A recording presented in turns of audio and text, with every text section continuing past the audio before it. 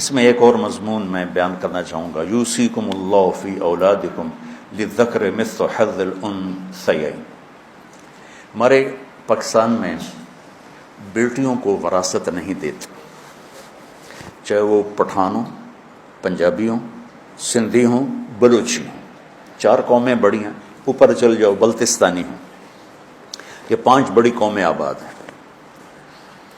شاید کوئی لاکھوں میں ایک ایسا کرتا ہو تو کرتا ہو۔ اللہ تعالیٰ نے، آپ نے کہا تعلم الفرائض فإنها نصف العلم، آپ نے فرمایا وراثت کا علم حاصل کرو، یہ آدھا علم ہے۔ تو بچوں، ہماری معاشرت میں بیٹی کے لیے اللہ نے وراثت بنائی، ہم نے انکار کر دیا۔ اور دیکھو ذرا قرآن کا طرز، عرب بھی بیٹیوں کو وراثت نہیں دیتے تھے، عرب بھی ساری بیٹے لے جاتے تھے۔ اور میں اٹلی گیا، وہاں کا عجب قانون دیکھا کہ وہاں جو زرعی زمین، اس کا قانون کہ ساری زمین بڑے بیٹے کو ملے گی، باقی بیٹے ہیں بیٹیاں کسی کو کچھ نہیں ملے گا، ساری زمین بڑے بیٹے کو ملے گی، یہ وہاں کا حکومتی قانون۔ عرب بچیوں کو وراثت نہیں دیتے تھے۔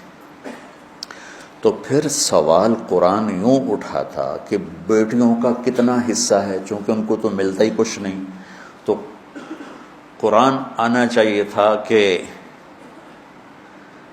للانثی مثل نصف حظ الذکر، لیکن قرآن نے یوں سوال اٹھایا کہ بیٹوں کا حصہ ہی کوئی نہیں، تو ان کو کتنا دیا جائے؟ میری بات سمجھ میں آ رہی؟ قرآن نے یوں عبارت کو اٹھایا کہ جیسے بیٹوں کا وراثت میں حصہ ہی کوئی نہیں، اور سارا حصہ ہے بیٹیوں کا۔ تو پھر پوچھنے والا پوچھتا یا اللہ، تو ایک بیٹے کو کتنا دیا جائے؟ تو اللہ کہتا ہے للذکر مثل حظ الانثیین، جتنا 2 بیٹیوں کو ہم دینے کا کہہ رہے ہیں اتنا ایک بیٹے کو دے دیا جائے۔ سبحان، کیا کمال۔ تو اس میں دیندار، دنیا دار سب برابر ہے، کوئی اپنی بچیوں کو حصہ نہیں دیتا۔ اللہ تعالیٰ، آپ جو باہر سے آئے بیٹھے ہو، آپ ہو، اپنی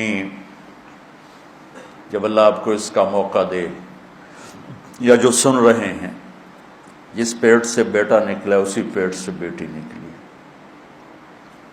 ہمارے ذمہ دار پتہ کیا کہتے ہیں؟ کیوں بھائی ساڑی زمین پرائے بوئے ٹور جاوے، اسی کیوں دے بھی؟ سمجھ رہے میری بات سمجھ میں؟ کہ ہم زمین بیٹی کو دیں گے تو وہ تو لے جائیں گے اس بیٹی کے سسرال والے، ہماری زمین اور دوسرے کے پاس چلی جائے۔ تو اس بے وقوف کو یہ نہیں پتا بیٹی تو تیری ہے، تیری کمر سے نطفہ نکلا ہے، تو تیری بیگم کے پیٹ میں وہ پرورش پڑی، اس نے پرورش پائی، جس میں تیرے بیٹے نے پرورش پائی اس میں تیری بیٹی نے پرورش پائی۔ کوئی ہمارے ذمہ داروں میں کوئی مانگ لے نا بہن حصہ، تو اس سے بائیکاٹ ہو جاتا، سلام دعا ختم ہو جاتی، تو بیچاریاں صبر کر کے چپ کر کے چلی جاتی، مانگتی نہیں ہے کہ ذلیلوں کی۔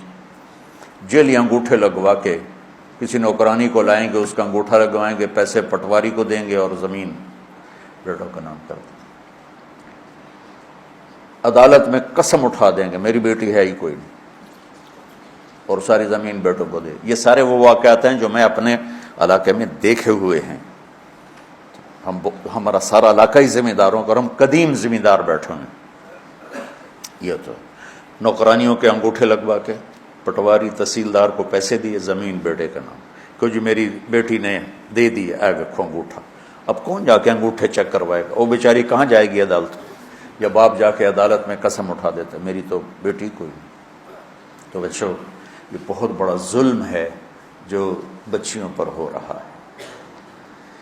ایک چھت کے نیچے پروان چڑھنے والے بہن بھائی، ایک چھاتی کا دودھ پینے والے بہن بھائی، ایک آنگن میں کھیلنے والے بہن بھائی، یہ کیا ظلم و ستم ہے کہ بیٹے کو سب کچھ دے دیا جائے اور بیٹی کو کچھ بھی نہ دیا جائے۔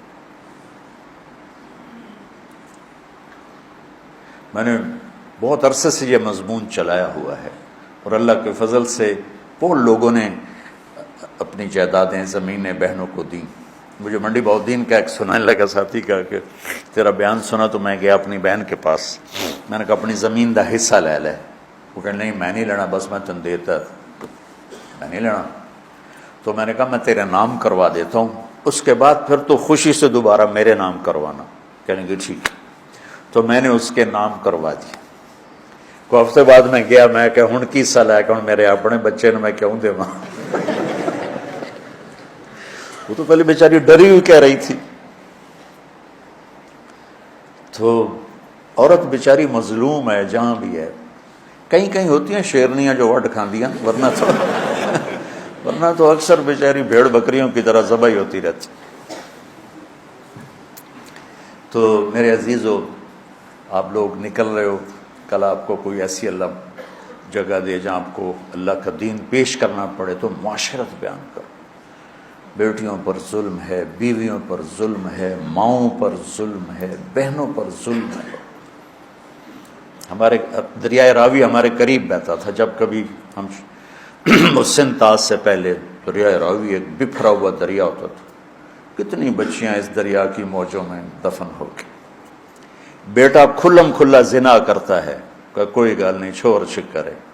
بیٹی پہ شک پڑ جاتا تھا، دریائے راوی میں پھینک کے آ جاتے تھے، ذبح کر کے راوی میں پھینک دیتے تھے. بے غیرت تو وہ ہیں جو اتنا بڑا ظلم کر رہے ہیں. بیٹی انسان نہیں، اس سے خطا نہیں ہو سکتی.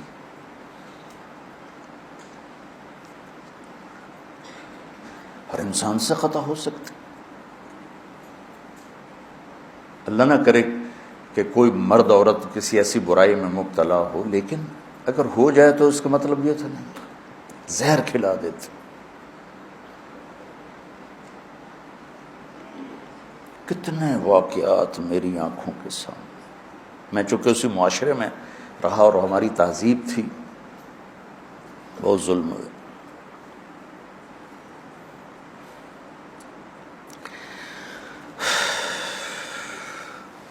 تو اللہ تمہیں مجھے ہمت دے بچیوں کو وراثت.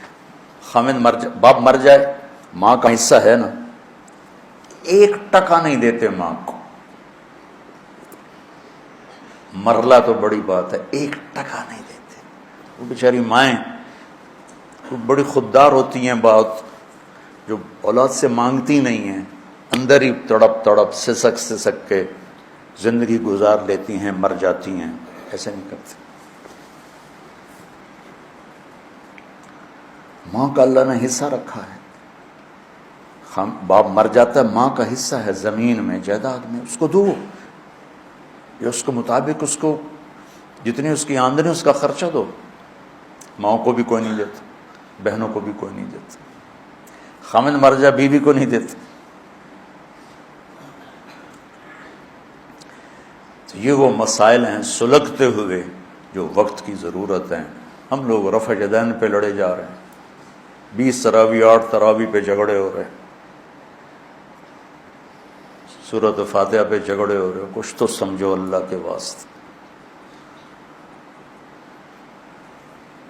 کہ امت کہاں پہنچ گئی ہے اور دینی حلقوں والے کیا کر رہے ہیں. کھلم کھلا ارتداد ہے، آگ لگی ہوئی ہے.